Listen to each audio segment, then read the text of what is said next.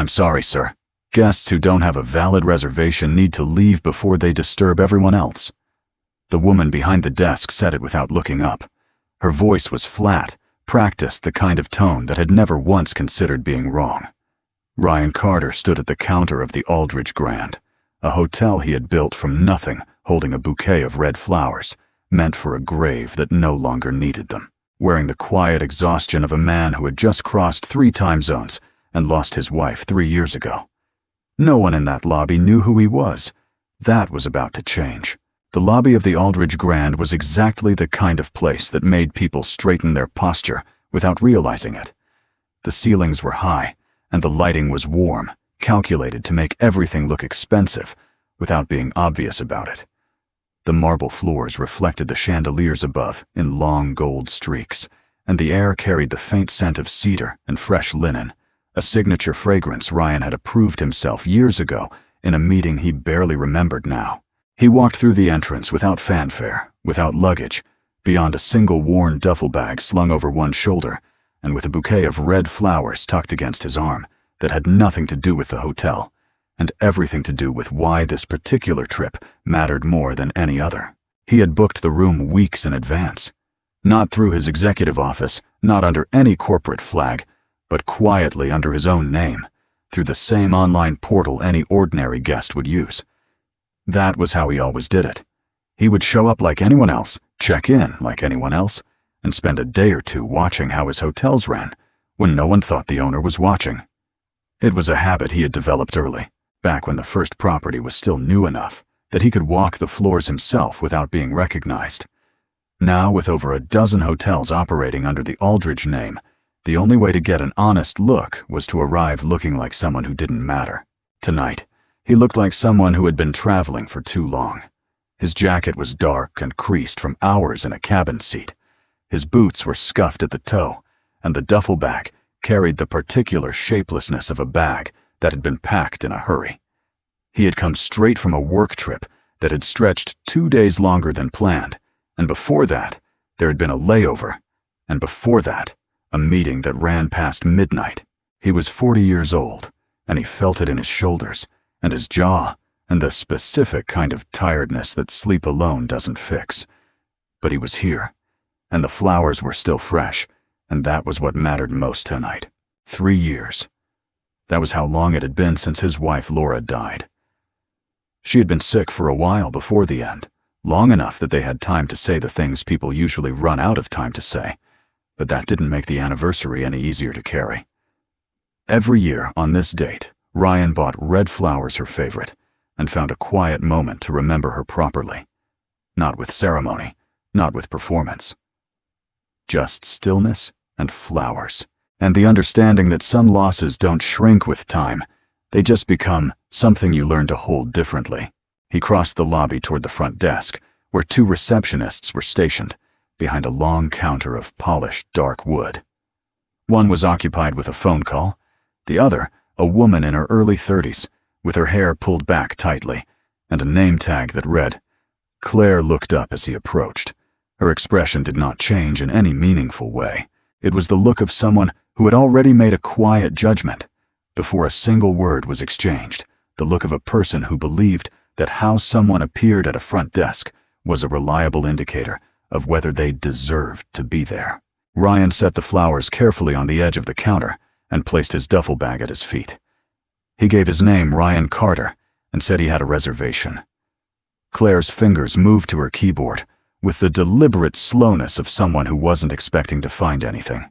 She scrolled. She clicked. She scrolled again. Then she looked up with an expression that managed to seem both apologetic and entirely unconvinced. She told him there was no reservation under that name. Ryan nodded and asked her to check again.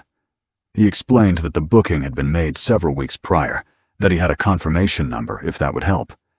Claire said she would take the number, and Ryan gave it to her from memory 12 digits, which he had committed to habit the same way he committed everything important to memory, rather than relying on his phone. Claire typed it in. She looked at the screen for a moment that stretched a few seconds longer than it needed to. Then she told him the system wasn't pulling anything up. She said it was possible the reservation had been made under a different name, or perhaps through a third-party platform that hadn't synced properly. Her tone was not unkind, but it was not particularly concerned either. It was the tone of someone delivering a problem without any intention of solving it. Ryan asked if she could look into it further, contact the reservations department directly perhaps, or check a secondary system. Claire said she understood his frustration, but the hotel was fully booked for the evening. Even if a reservation had existed, she said there were no available rooms to offer. She said this with the quiet finality of someone closing a door and locking it from the inside. The second receptionist, who had finished her phone call and was now half listening from 2 feet away, leaned slightly toward Claire, as though to add something, and then decided to say it outright. Her name tag read, Sandra. She said pleasantly enough on the surface that there was a perfectly good hotel about 6 blocks north. More affordable, she added, and probably better suited to his needs tonight. She smiled when she said it. The smile did not reach anywhere near her eyes. Ryan looked at Sandra for a moment. He looked at Claire. Neither of them was being overtly hostile. That was almost the more remarkable thing. They were being politely dismissive, which is its own particular kind of cruelty, the kind that gives itself permission to feel reasonable. He picked up the flowers from the counter and held them in one hand. With the other, he picked up his duffel bag. He did not raise his voice. He did not demand to speak with a manager, not yet. He simply said he would wait in the seating area while they looked into it further, and he walked to a row of chairs near the lobby's east wall and sat down. From where he sat, he could see most of the lobby. A couple in evening wear crossed toward the elevator luggage, trailing behind a bellman who moved with practiced efficiency. A businessman in a sharp suit was escorted to the front desk and checked in without a single complication, a transaction that took under 3 minutes from greeting to keycard. At no point did anyone ask him to verify anything twice. The contrast was not lost on Ryan. He had seen it before in other hotels, in other cities, but there was something different about seeing it here, in a property that bore his name and operated on principles he had personally written down in a document titled Simply Guest Standards, which every manager in the Aldridge chain was required to read during onboarding. He thought about those standards now sitting in the chair with the red flowers across his knees.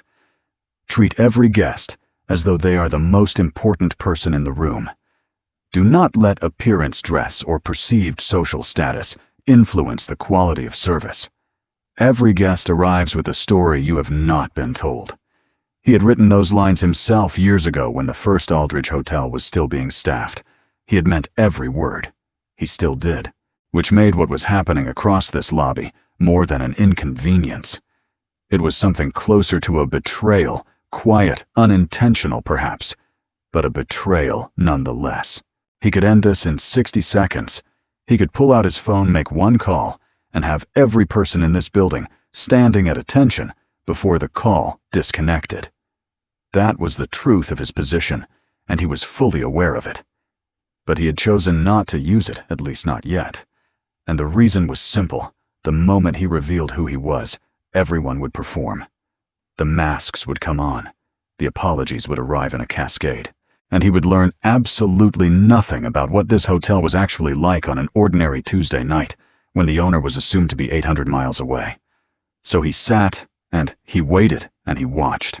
15 minutes passed. No one from the front desk came to find him. Claire had moved on to other guests. Sandra was typing something at her terminal. The lobby continued its evening rhythm as though Ryan Carter was simply a man sitting in a chair with flowers irrelevant to the proceedings. He had almost decided to go back to the counter when he noticed a woman emerging from the corridor that led toward the service areas, a woman in a housekeeping uniform with a radio clipped to her belt and a clipboard tucked under one arm. She was moving with the particular purposefulness of someone who had too much to do and was doing all of it anyway. She was somewhere in her late 50s, with silver-streaked hair pulled back neatly and the kind of face that had spent decades being unimpressed by things that were supposed to impress people. Her name tag Ryan would read later, said Dolores. She would have walked straight past him, and that would have been the end of it. But she didn't walk straight past him. She slowed, and then she stopped, and she looked at him with the careful attention of someone who noticed things that other people filtered out. She looked at the flowers. She looked at the duffel bag. She looked at the expression on his face, which he had kept neutral and controlled all evening, but which apparently communicated something she recognized anyway. She asked if he was waiting for assistance. Ryan said he had a reservation that the front desk couldn't locate, and that he had been waiting for a follow-up for the better part of 15 minutes. Dolores looked across the lobby toward Claire and Sandra, then back at Ryan. She said she wasn't in reservations, but there was a department terminal in the housekeeping station just down the corridor that she could use to pull up the system if he didn't mind walking with her for a moment. Ryan said he didn't mind at all. The housekeeping station was a narrow room off the main corridor, practical and unluxurious, in the way that all back-of-house spaces were shelves of supplies, a wall-mounted terminal, a desk with a logbook open on it. Dolores logged into the system and navigated with the unhurried thoroughness of someone who knew exactly where she was going. She asked for his name and the confirmation number. He gave them to her again. Ryan Carter, the same 12 digits, and she typed them in carefully. She navigated away from the standard reservations interface and into a secondary portal, one that Ryan recognized immediately as the internal booking system used for corporate and executive-level reservations. Within less than 2 minutes, she found it. The reservation was there exactly where it should have been booked, weeks in advance, confirmed and attached to a room on the 7th floor. She turned the monitor toward Ryan so he could see the screen. She said it looked like the booking had come through the executive portal, which wasn't always visible on the standard front desk interface, unless the agent knew where to look. Ryan looked at the screen for a moment.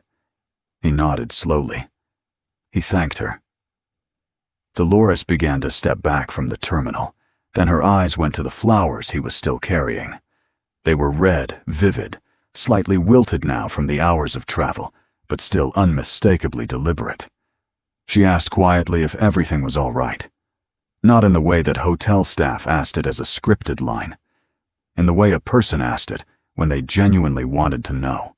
Ryan told her the flowers were for his wife, that today was the anniversary of her passing, that he had made a habit in the years since she died of going somewhere meaningful on this date and taking the flowers with him. He said it the way people say things when they're tired enough that the careful version of the story stops feeling worth the effort. Dolores was quiet for a moment.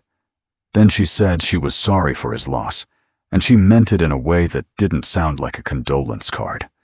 She said she had lost her husband some years back, and she understood the particular weight of anniversary dates, how they arrived the same way every year, whether you were ready or not. Then she reached to a shelf above the desk, where a spare ceramic vase sat among a row of miscellaneous items, and set it on the desk beside him. She filled it partway from the tap at the small sink in the corner, and told him it wasn't much, but it would keep the flowers through the night better than a glass would. She said she hoped the rest of his stay would be peaceful. Ryan looked at the vase. It was a small thing, plain white ceramic. Nothing remarkable about it, but it was the first moment all evening that anyone in this building had looked at him and responded to what they actually saw rather than what they assumed. He picked it up carefully and thanked her again. Then Dolores walked back out to the lobby and straight to the front desk. Ryan followed at a distance and watched as she spoke to Claire low and direct and described where the reservation was in the system. Claire listened. Then she looked across the lobby at Ryan. Her expression shifted not dramatically, not into anything that could be called remorse, but into the careful blankness of someone recalculating a situation they had misread. A moment later, Claire crossed the lobby toward Ryan. She held a keycard in one hand. She said his room was ready, that she apologized for the confusion with the system, and that she hoped he would enjoy his stay. Her delivery was correct in every technical sense. There was a sorry in it, and a hope in it, and an enjoy in it. But the texture of it was hollow, and Ryan noticed that too. He accepted the keycard. He picked up the duffel bag and held the vase with the flowers carefully in his other hand. He looked back once toward the service corridor, where Dolores had already disappeared clipboard, back under her arm, already moving toward the next thing that needed doing. She had not waited to be thanked a second time. She had not made a production of helping him. She had just seen a problem, solved it, and moved on, which was, Ryan thought, exactly what this hotel was supposed to look like when it was working the way it should. He did not go upstairs. Not yet. He stood in the lobby for a moment, the key card in his palm, and thought about what he had just witnessed. Not Claire's refusal, and not Sandra's smile, and not the 15 minutes no one came to check on him. Those were symptoms. What he was thinking about was the system that allowed those symptoms to develop and then continue unaddressed. He was thinking about the logs, the complaint records, the oversight structures that were supposed to catch exactly this kind of pattern. He was thinking about whether anyone had ever flagged it and what had happened if they had. He was thinking about asking to see Greg Sullivan, the general manager, the person whose job at its most fundamental level was to make sure that what had happened tonight did not happen. Ryan had hired Greg 3 years ago during a round of leadership appointments he had overseen personally. He had believed Greg was the right person. He still wanted to believe that. But wanting to believe something and being willing to test it were two different things, and Ryan Carter had not built what he built by confusing the two. He went to the elevator, pressed the button for the 7th floor, and rode up in silence. The lobby shrank below him through the glass panel in the elevator wall, the marble floors, the chandeliers, the front desk where Claire was already helping the next guest in line, efficient and composed and entirely unchanged by the last hour. Ryan watched it until the floor disappeared from view. He set the vase with the flowers on the window ledge of his room, where the city lights caught the red of the petals, and held them for a moment against the dark. He stood there for a little while, not moving, not doing anything in particular, just being in the room, just remembering. Then he picked up the room phone and asked to be connected to the general manager's office. Greg Sullivan arrived at Ryan's door 22 minutes after the call. That was the first thing Ryan noted. Not the content of whatever Greg had been doing before the phone rang. Not the distance from his office to the 7th floor, just the 22 minutes, and what it said about a general manager's sense of urgency when a guest requested a meeting at this hour. Greg was a tall man, well-dressed in the way that hotel management required, with silver at his temples, and the practiced composure of someone who had spent years managing situations that could turn in either direction, depending on how the first 30 seconds went. He introduced himself at the door with a handshake and a calm smile, and Ryan let him in without explaining anything yet. He wanted to see how Greg handled the opening, how he read a room, whether he arrived with assumptions already formed or with the patience to wait and listen.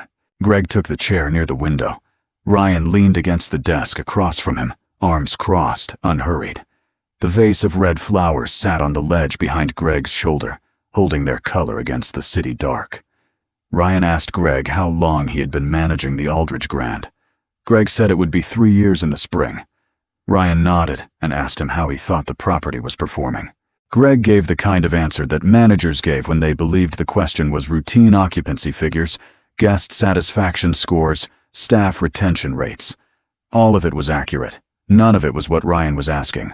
Ryan let him finish, and then he told him what had happened in the lobby 2 hours earlier.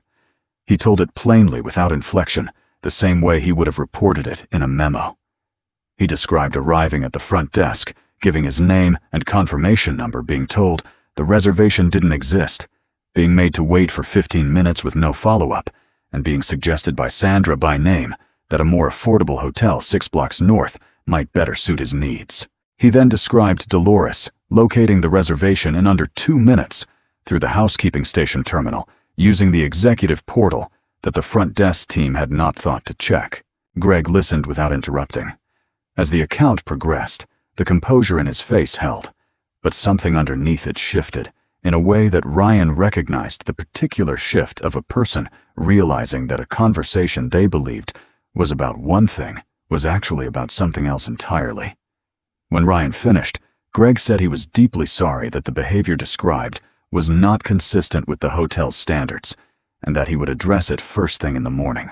He said it like a man who believed that was the appropriate response. Ryan asked him to look something up.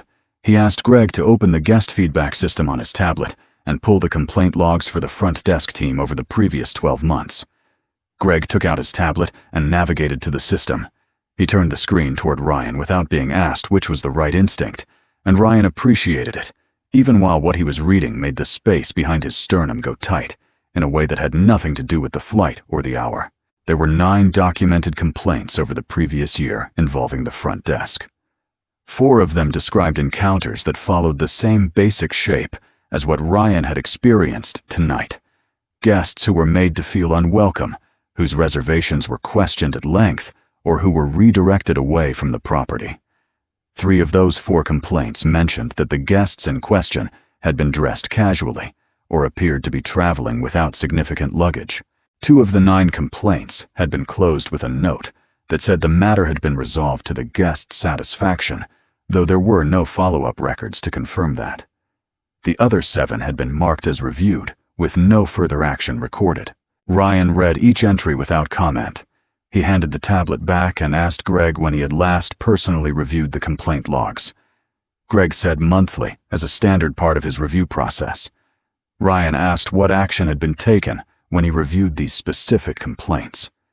Greg looked at the screen again, as though seeing the entries differently now, and the honest answer arrived on his face before it arrived in his voice.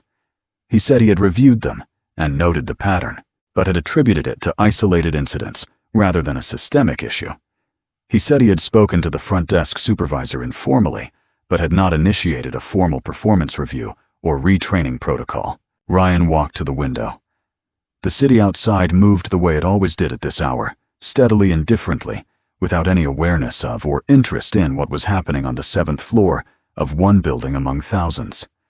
He thought about the word informal, about the gap between noticing a pattern and deciding the pattern required a formal response, about how many guests over those 12 months had walked out of this lobby feeling exactly what he had felt tonight, except without any reason to come back and demand accountability, because they had simply been strangers who believed they were being told the truth when they were told there was no room. Greg asked if Ryan was from the corporate oversight office. It was a careful question asked with the particular carefulness of a man who had started to suspect the answer was worse than that.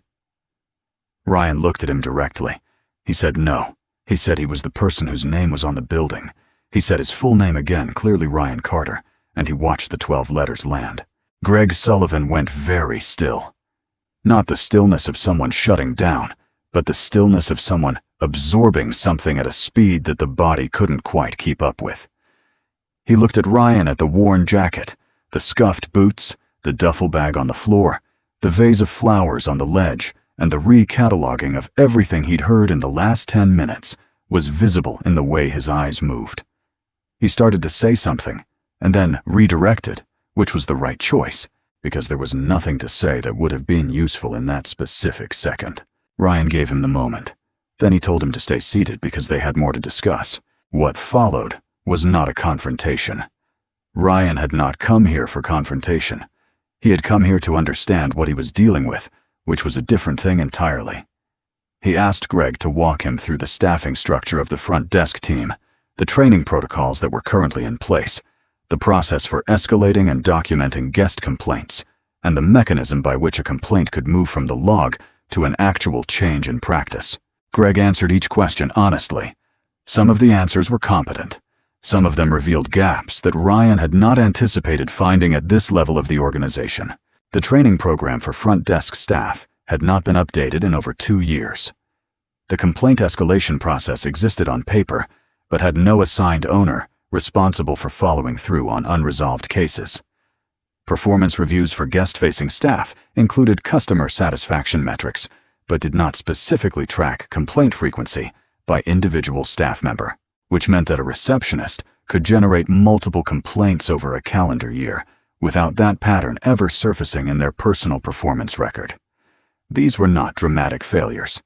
They were the quiet, administrative kind, the kind that accumulates slowly and become visible only when something forces you to look directly at the full picture at once. He told Greg he needed the personnel files for Claire Bennett and Sandra. He asked for Sandra's last name. Greg said it was Perry. Ryan said he needed Claire Bennett and Sandra Perry's complete files on his desk by 8 in the morning, including their hiring records, all prior performance reviews, and any internal documentation connected to the complaints in the log. Greg said he would have them ready. Ryan told him to also pull the training materials currently in use for front desk onboarding and leave those with the files as well. Greg asked quietly whether Ryan intended to be at the hotel through the following day. Ryan said he did. Greg nodded and stood to leave, and Ryan thought he carried himself well under the circumstances. Not deflective, not excessive in his apologies, not attempting to reframe what had happened as smaller than it was. That mattered. It didn't resolve anything, but it mattered. After Greg left, Ryan remained at the window for a while. The building around him had settled into its nighttime register, the low contained hum of an occupied structure doing what buildings do when the people inside them are resting. He turned Greg's phrase over in his mind, isolated incidents. He understood the logic of that framing. When you were close to something every day, patterns could read as exceptions. That was not unique to hotel management. It was a human tendency, and Ryan had been guilty of it himself at various points in his career, which was precisely why he made a point of walking into his own properties as a stranger. The view from inside the institution was never the same as the view from outside it, but understanding the logic didn't change what the logs showed. 9 complaints, a pattern that any outside observer would have identified in under 10 minutes. And 7 of those 9 entries marked, resolved or reviewed, with no evidence of meaningful follow-through. That wasn't a failure of perception. That was a failure of will, the quiet decision to acknowledge a problem just enough to feel like you'd addressed it, without committing to the harder work of actually fixing it. He crossed to the small table near the bed and sat down. The vase of flowers stood at the center of the table, now still red, still deliberate in the way that only things chosen with intention could be. He thought about Laura, about how she had believed more firmly than Ryan had at the time, that the way a business treated its most ordinary customers was the truest measure of what that business actually stood for. Not the mission statement, not the training manual, the lobby at 9 o'clock on a Tuesday when no one important was watching. She had been right, as she had been right about a number of things he had been too busy to fully hear when she was still alive to say them. He carried that now as one of those losses inside the larger, lost the things you understand, too late to thank someone for. He sat there for a while without moving, without reaching for his phone, or his files, or anything else that needed doing. Just sitting with it. By the time he finally lay down, he had made one decision clearly: this was not going to end with 2 people being quietly let go and a memo being sent. That would solve the surface of the problem while leaving everything underneath it exactly as it was. The culture of a workplace was not changed by removing the people who had made it visible. It was changed by understanding why they had been invisible for so long and by building something real in place of the gap. He did not yet know what that something would look like, but he knew where he was going to start. In the morning, with the files on the table and the complaint logs printed and the training materials spread out in front of him, he would begin the kind of review that this hotel should have been running all along. And he would find out, among other things, what had happened to the 9 guests who had lodged those complaints, whether any of them had ever received a real response, or whether they had simply walked out into the city and decided never to come back. That last thought stayed with him longer than the others. The guests who leave and never say why. The ones who don't file a complaint, don't call the manager, don't give the property a chance to correct itself. They just go. They are the quietest data point and the most important one, because they represent every standard that quietly slipped and was never caught. Ryan had built the Aldridge name on the belief that no guest should ever leave feeling like they didn't matter. Tonight, in his own hotel, he had sat in a lobby chair for 15 minutes, while 2 members of his staff went about their evening as though he didn't exist. He was the owner. He had the power to leave and never say why. He had chosen not to. Most guests didn't have that choice. They just left. He thought about that for a long time before he finally slept. The files were on the table at 7:58 in the morning. Greg Sullivan had placed them there himself in a neat stack beside a pot of coffee and a single clean cup, a detail Ryan noticed without remarking on it. He poured the coffee, sat down, and opened the first folder. Claire Bennett had been with the Aldridge Grand for 4 years. Her early performance reviews were unremarkable in the best sense, consistent, professional, no significant complaints. The shift appeared in the records from about 18 months back, which was when the complaint log entries began. Her most recent annual review, conducted by the front desk supervisor 6 months ago, had rated her as meeting expectations in every category. There was no mention of the complaints, not a single one. Either the supervisor had not cross-referenced the complaint logs before completing the review, or they had, and chosen not to include what they found. Ryan was not yet certain which of those was worse. Sandra Perry's file told a similar story compressed into a shorter timeline. She had joined the property 14 months ago and had 2 complaints logged against her directly, both within the past 8 months. Her 90-day review had been positive. Her 6-month check-in had no associated documentation at all, just a date stamp indicating it had been completed. Ryan set both files aside and opened the training materials. The front desk onboarding packet was 43 pages long and had a revision date in the footer that placed its last update at 2 years and 7 months prior. It covered check-in procedures, system navigation, upselling protocols, and conflict de-escalation. What it did not cover in any section Ryan could find was the specific and practical question of how a staff member was expected to behave when a guest's appearance did not align with their assumptions about who belonged in the hotel. There was a line in the section on guest relations that said all guests are to be treated with equal courtesy and professionalism, but a single line in a 43-page document was not training. It was a disclaimer. Greg arrived at 8:15, and Ryan had him sit down across the table. He walked Greg through what he had found in the files and in the training materials methodically without heat. He was not angry in the way that people express anger through volume or sharpness. He was the other kind of angry, the quiet, organized kind that knows exactly what it wants to say and says it without waste. He told Greg that the performance review system had failed because no one had built a mechanism to connect complaint data to individual staff records in a way that required a documented response. He told Greg the training materials had not been updated in over 2 years and did not address the specific behaviors that had now generated 9 documented complaints. He told Greg that both of these gaps were the responsibility of hotel leadership, which meant the responsibility rested, in significant part, with the 2 of them, Greg for not catching it earlier, and Ryan for not building systems that made it harder to miss.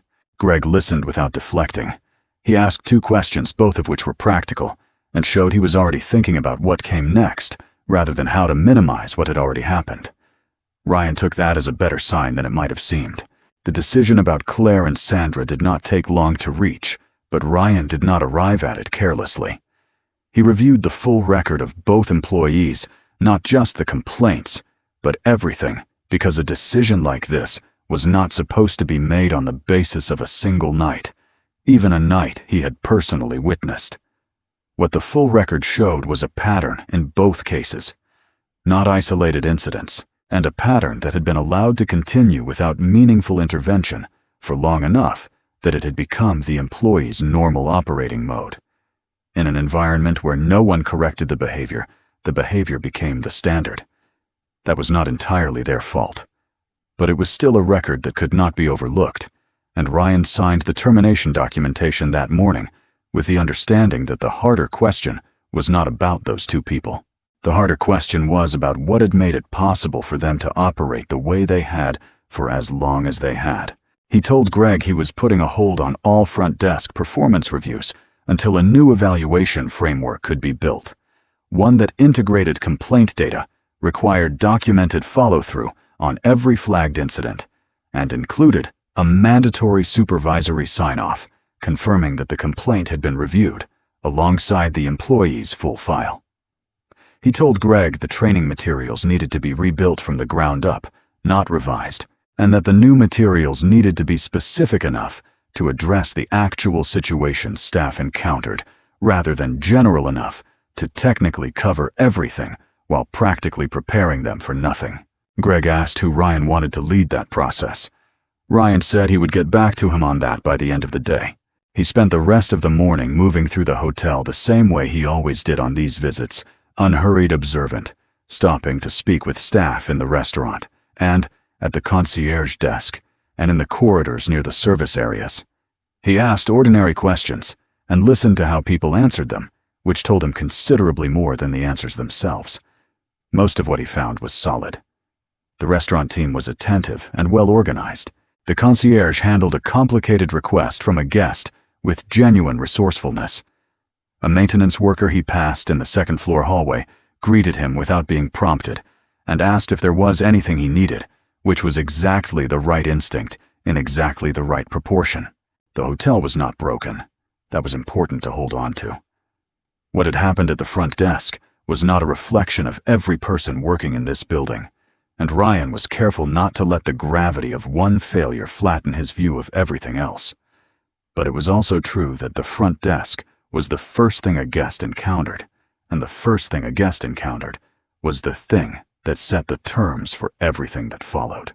A hotel could do 100 things right and have all of it undermined by what happened in the first 3 minutes at the counter. He had known this for 20 years.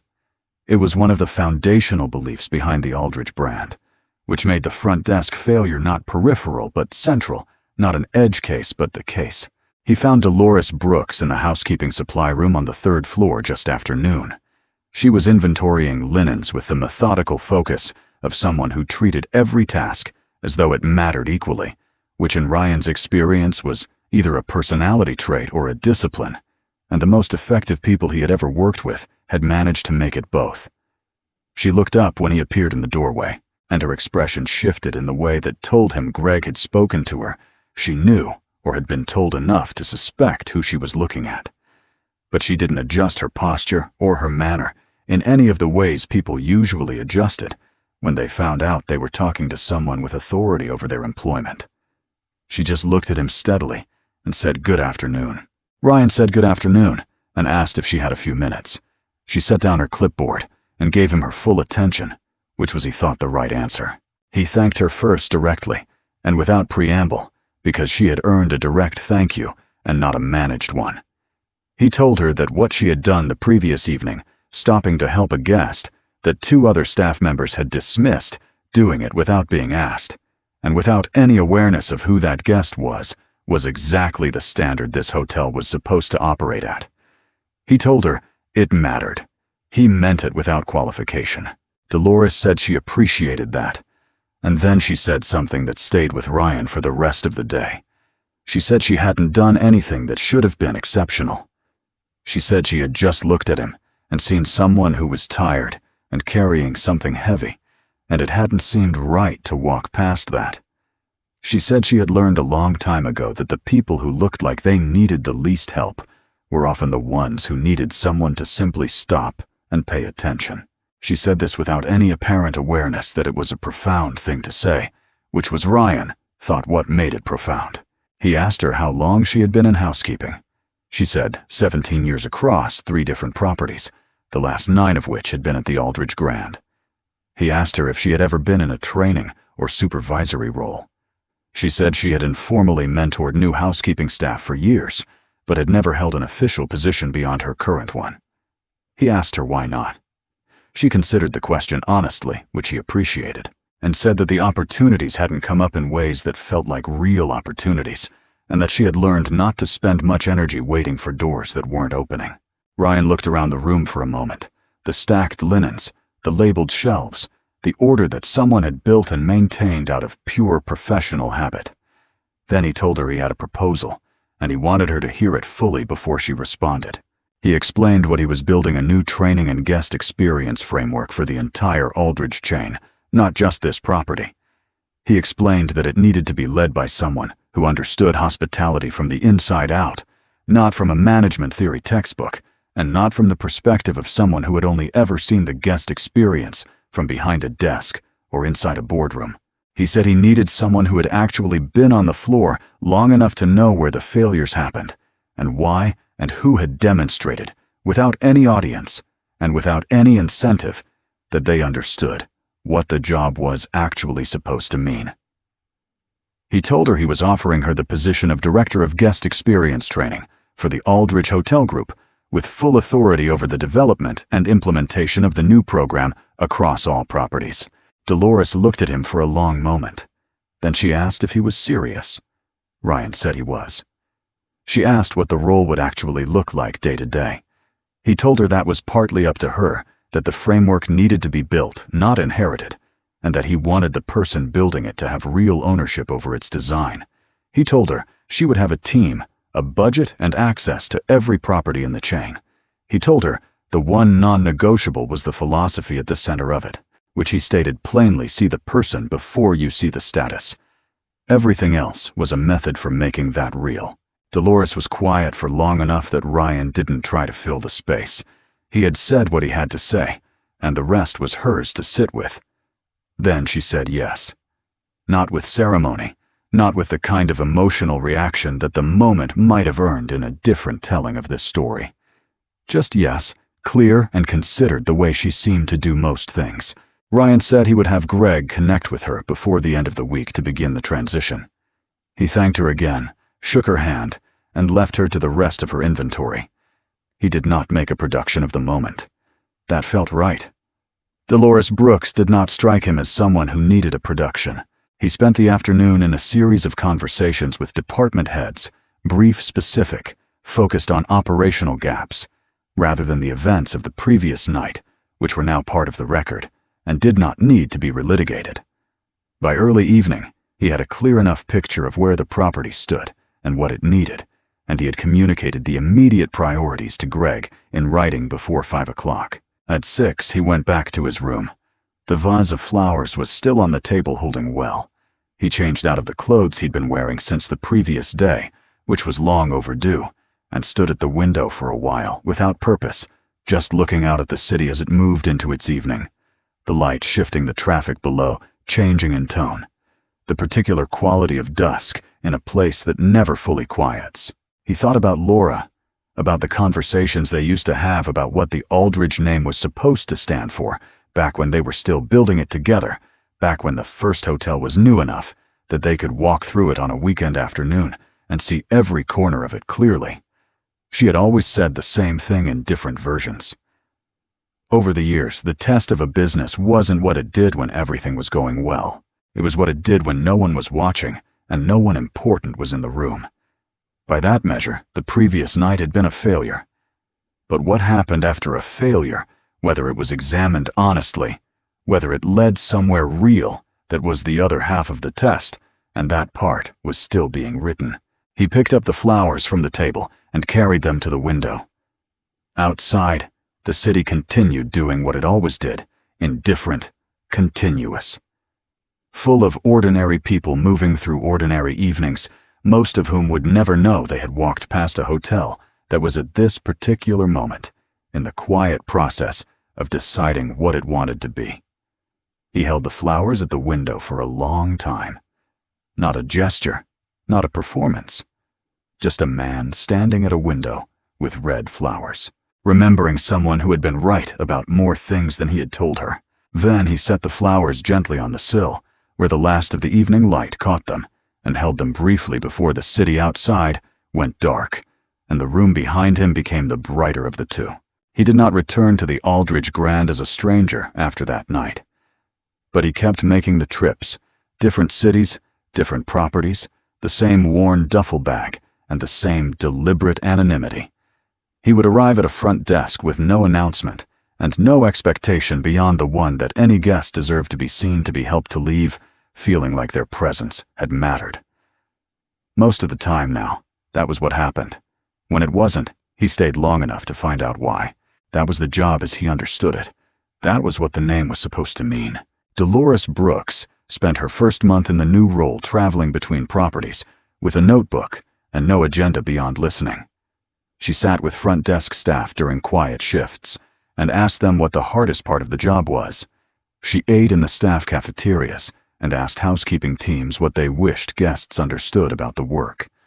She walked through lobbies at odd hours and paid attention to the small gaps, the moments where no one was covering the door, the seconds when a guest looked uncertain and no one moved toward them.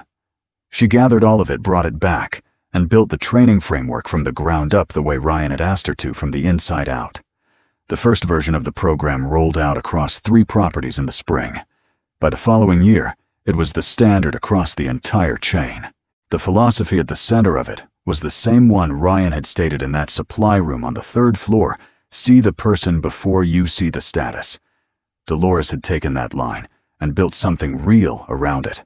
Not a slogan on a wall, but a set of practices, habits, and accountability structures that gave the principle actual weight.